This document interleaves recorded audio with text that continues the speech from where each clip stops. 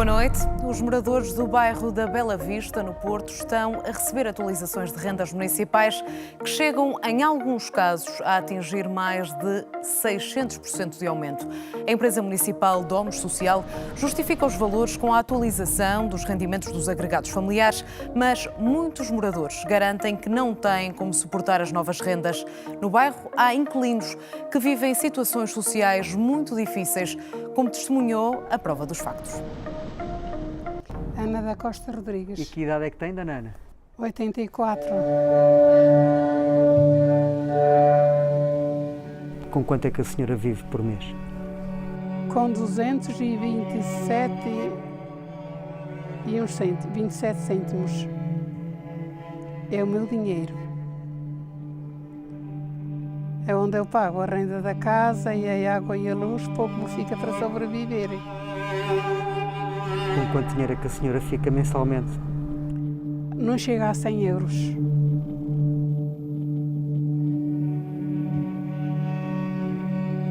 Chega-se ao meio do mês, muitas, no geral, nem sequer para comprar pão chega. Passamos às vezes a pão e a água. Isto é difícil. A senhora não tem dinheiro para comprar comida? Não, senhor, para comprar comida não, porque eu vivo, ainda bem que há uma pessoa no Marquês que me ajuda a sobreviver com os restos que deitam fora. Com os restos que deitam fora no género de frutas. E eu trago para casa e limpo e sobrevivo. Tenho ainda, se os senhores quiserem ver, ainda tenho ali, que se pode ver com os seus próprios olhos. Ora, isto são as escadas que eu tenho de subir para ir para a cama. Aqui é de onde cozinho, é onde tenho as minhas roupas. Posso abrir? Olha. Isto é a fruta que dão à senhora? É a fruta que me dão a mim. Aqui estão as romazinhas, 2 tomates para aproveitarem. E é isto. Aqui tenho frutinha cozida para comer logo ao jantar. É este o seu jantar? É este o meu jantar. Uma frutinha cozida e um pãozinho. E uns baguinhos de uvas.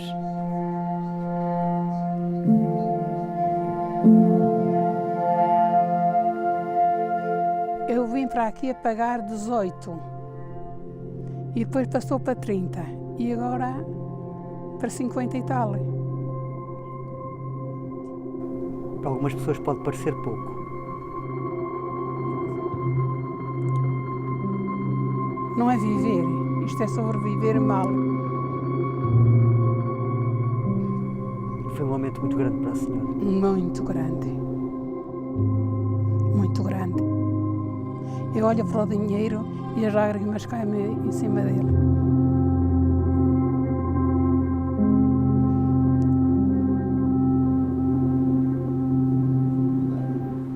A história de Ana Rodrigues não é uma ilha dentro da ilha. Vários moradores da Bela Vista relatam vivências muito difíceis de uma pobreza dolorosa e persistente. Ana foi uma das moradoras que receberam a carta com os aumentos. Para ela quase o dobro, para outros muito mais. António Fontelas exibe a comunicação que recebeu da Domos Social. No papel, os números que vão alterar uma vida. Neste momento estou a pagar até ao mês de novembro, eu vou pagar 30,17 €. A partir de dezembro vou pagar 146 por ter o papel de multiusos de uma incapacidade de 70%, que tirei o pulmão, automaticamente vou para 146. E depois, a partir de janeiro para a frente, já vou para 222. No total serão 630% de aumento, dividido em 2 anos. Questionada pela RTP, a empresa municipal Domos Social refere que os aumentos refletem os rendimentos atuais dos agregados que ocupam cada uma destas casas. Em 2024, o processo de revisão de alugueres abrangeu o bairro da Bela Vista, onde as rendas garantem foram revistas pela primeira vez. Nos casos em que o aumento é superior a 31,13 €, como foi o caso de alguns moradores da Bela Vista, esta atualização é gradual, ou seja, feita em 2 anos. Num primeiro ano aplica-se 60% do aumento e, no segundo ano, os restantes 40%. Mesmo com o parcelamento dos valores, a renda é ainda muito acima daquilo que muitos moradores garantem conseguir pagar. Eu não tenho capacidade de pagar 146. Eu só de medicação, por um mês, pago eu à farmácia quase 400 €.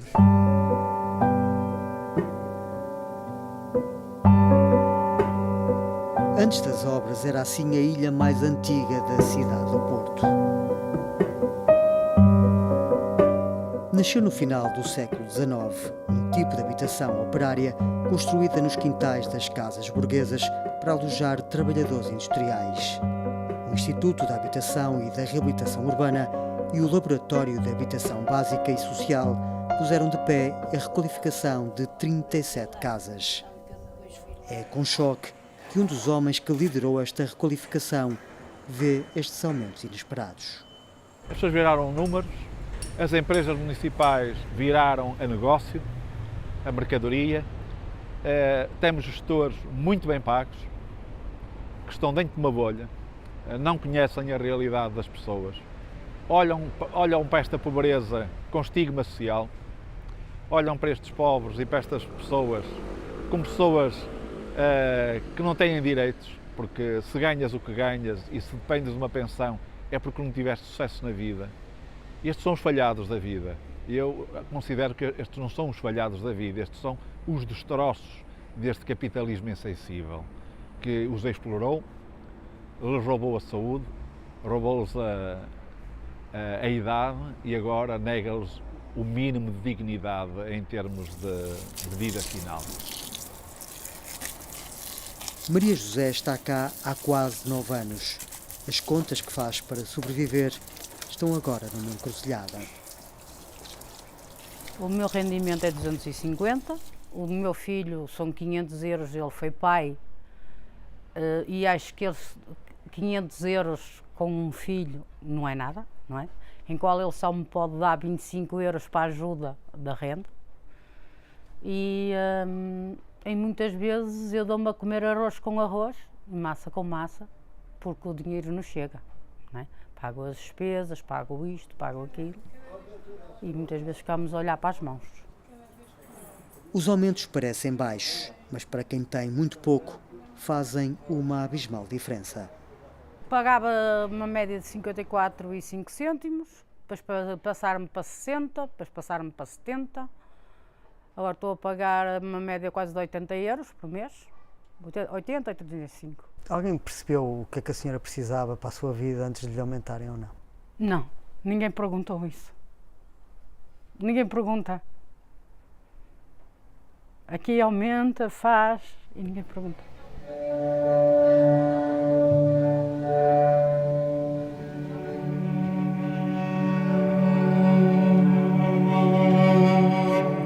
Eu já moro aqui.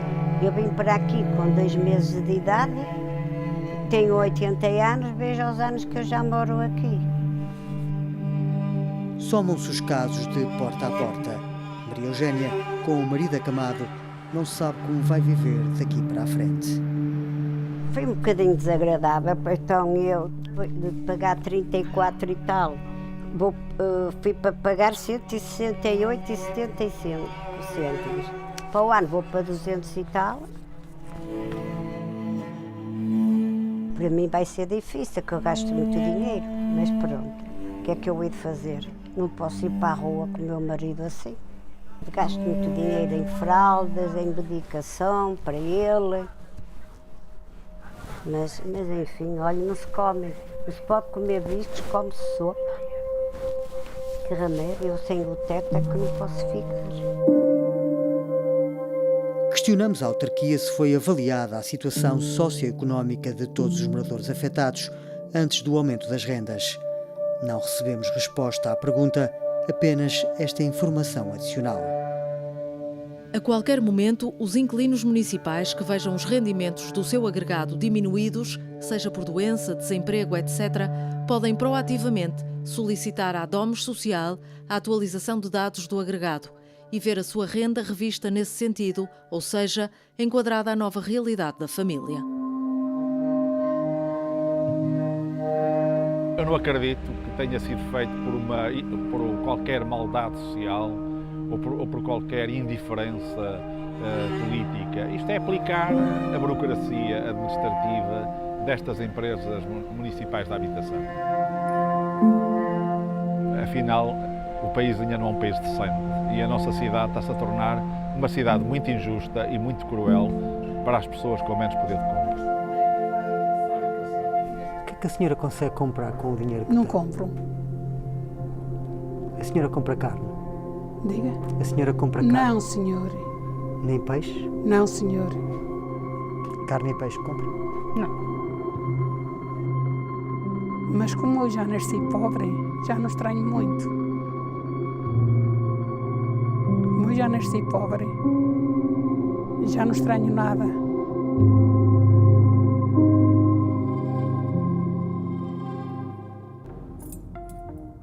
O Tribunal absolveu na semana passada os bastonários da Ordem dos Enfermeiros do desvio de 63 mil euros.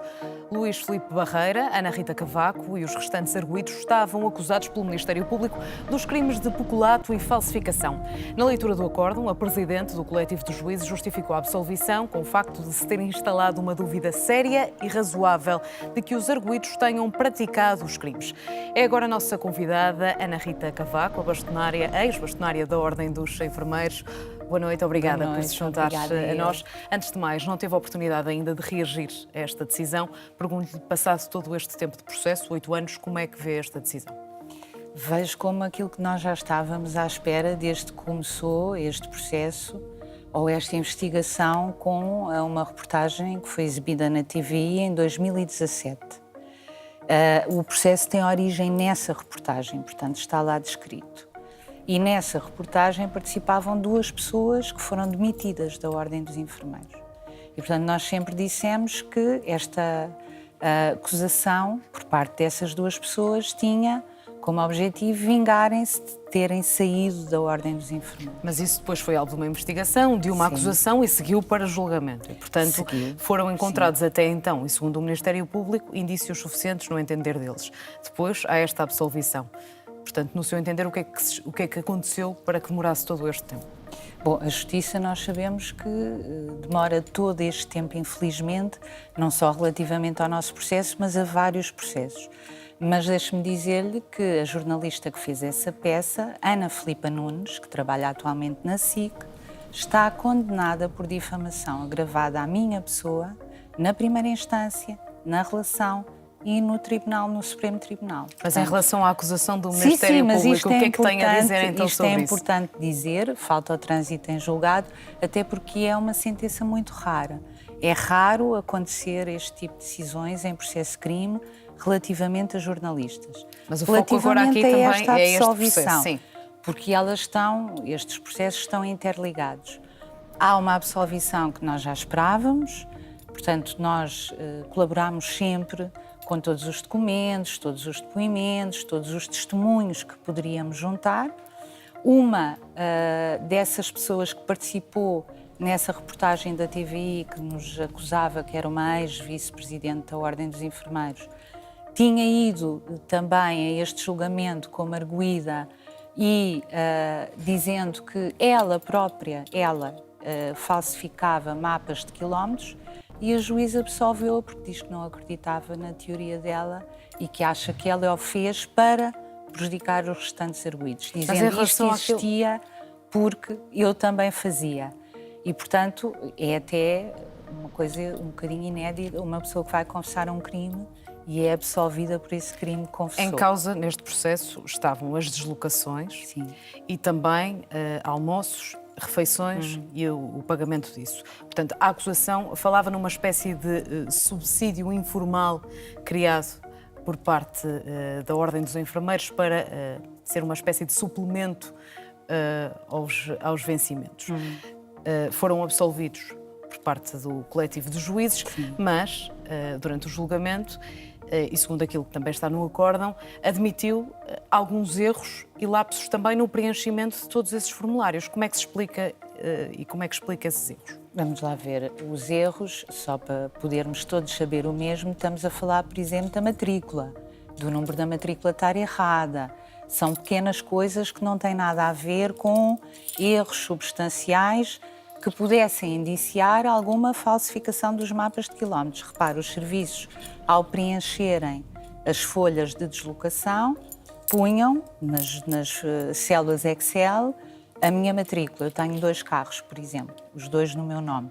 E por arrastamento faziam sempre esse preenchimento. Portanto, é uma coisa normal e que acontece em várias empresas ou em vários sítios. E as viagens no mesmo dia a Beja e à Figueira da Foz, que é essa referência dia 23 de 3 de 2016. Que aconteceu na própria investigação. Portanto, ao fazerem transcrição de matrículas dos nossos carros, também tinham erros no próprio relatório pericial, com matrículas que não existiam, porque mudavam o número, ou mudavam uma letra, ou a fazer o arrastamento da célula, contabilizavam 1, 2, 3, 4 e ia por aí fora. Mas ali, portanto, na ordem, existiam vários erros. E, por exemplo, era este tipo exemplo, viagens a Beja e à Figueira da Foz no dia 23 de 3 de 2016.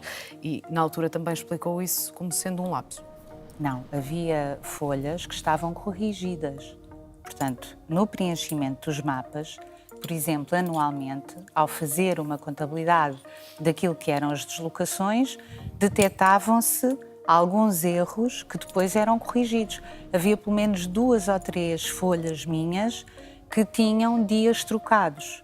Portanto, não era Beja, Figueira da Foz, era num dia Beja, no outro Figueira da Foz.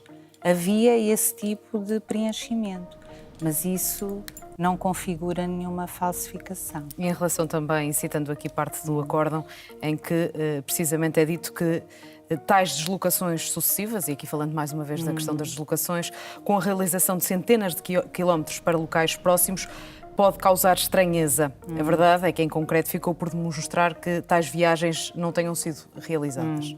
Portanto, como é que vê esta estranheza também causada? Não há estranheza nenhuma.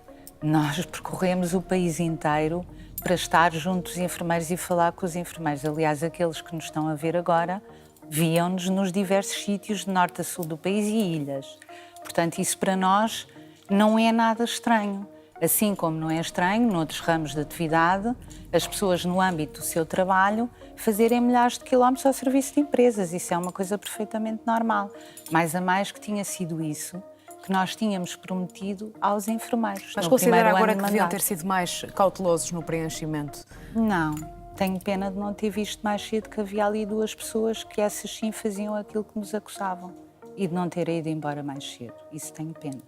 E em relação também às refeições, pergunto-lhe, alguma vez houve algo que não estivesse dentro, neste caso não da lei, porque isso não ficou demonstrado, mas ou seja, que não tenha sido cumprido escrupulosamente aquilo que estava definido nos Estatutos da Ordem? Não, até porque quando eu cheguei havia uma prática que era, se era apresentada uma fatura de refeição, esse valor depois, quando era colocado a pagamento, não era descontado o subsídio de alimentação. E fomos nós que acabámos com isso.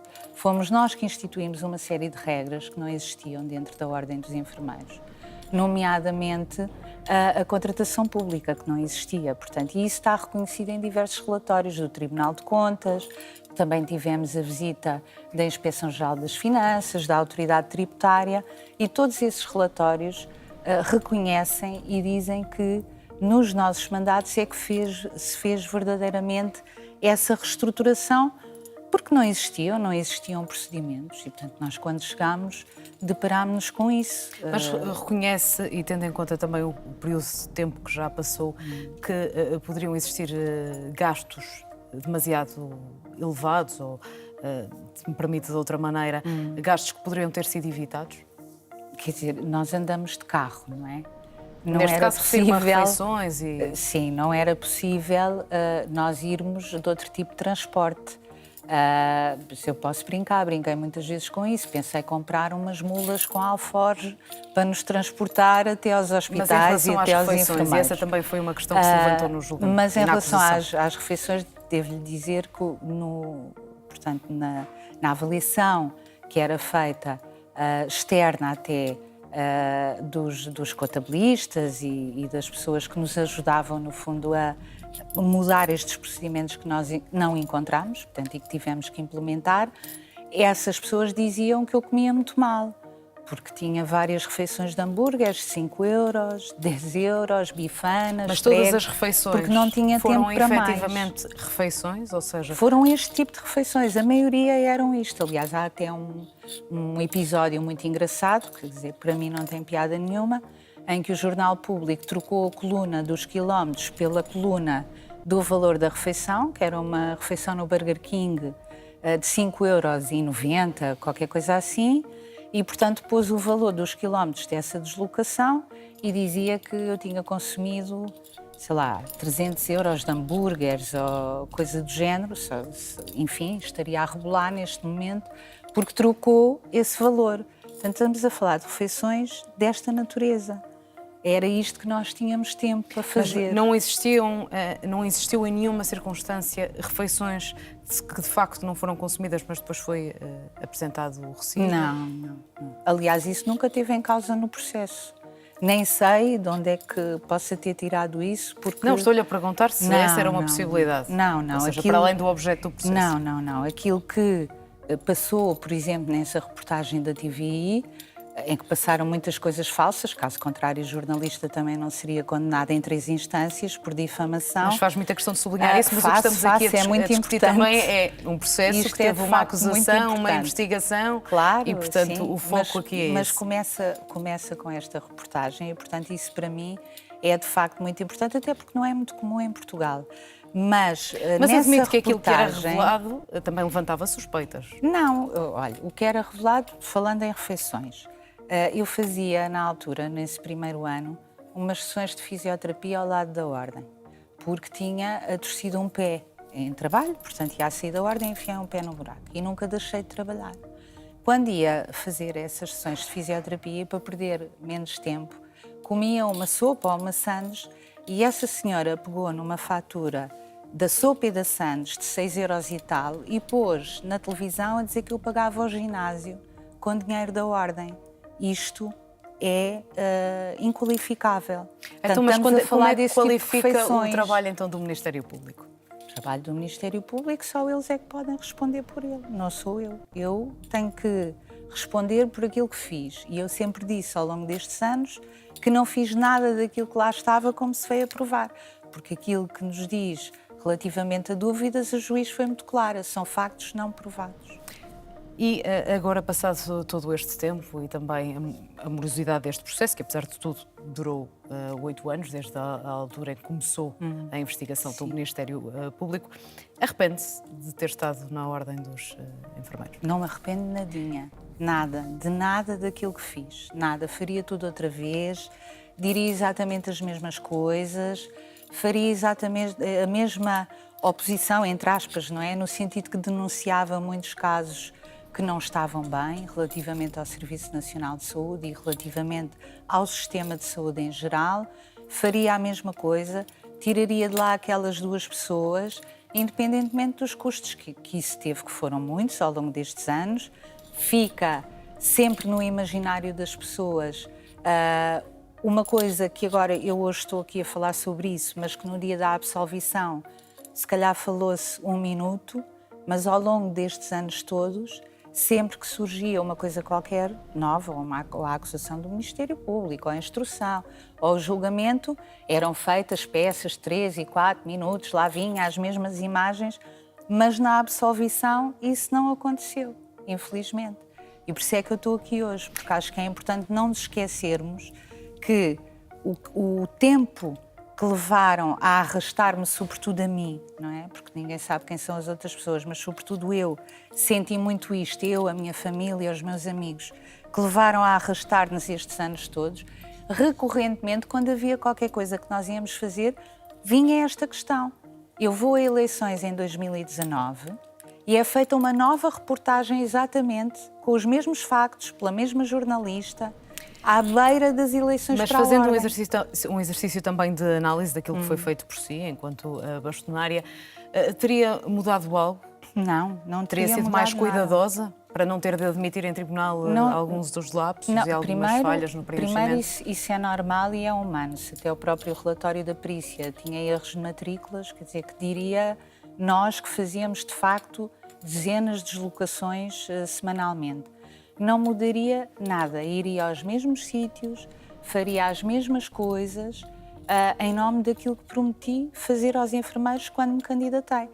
E prova de que o fiz, que estive com os enfermeiros, foi de que em 2019 já havia essa reportagem, já havia o processo, já havia a investigação, sai uma nova reportagem e eu sou eleita na Ordem dos Enfermeiros, reeleita, com a maior votação de sempre na história da Ordem dos Enfermeiros. E continua ligada à Ordem dos Enfermeiros? Continuo como Presidente do Conselho Judicial Nacional, ligada à Ordem dos Enfermeiros.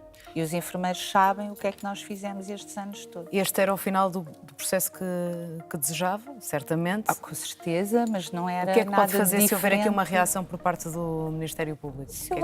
Eu acho que aquilo que nós vamos fazer ou não depende daquilo que vai acontecer a seguir. Quer dizer, eu não tenho só este processo, eu já fui dezenas de vezes a tribunal, sobretudo por difamação, porque as pessoas não gostam que eu diga determinadas coisas.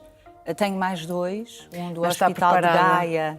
Está preparada para haver aqui uma reação, tendo em conta que ainda não transitou em julgado e, portanto, pode haver aqui uma reação do Ministério Público a este acordo? Sim, mas é uma coisa que não me compete a mim pronunciar-me sobre isso, até porque, como eu disse, é curioso que há uma pessoa que nos acusa, uma delas, eram 2, nessa reportagem, essa pessoa confessa que faz falsificação de mapas de quilómetros e temos um coletivo de juízes que diz assim: eu absolvo-a porque não acredito em si, porque acho que está a dizer isto só para prejudicar estas pessoas. Ana Rita Cavaco, muito obrigada por ter estado connosco esta noite aqui na Prova dos Factos. Obrigada.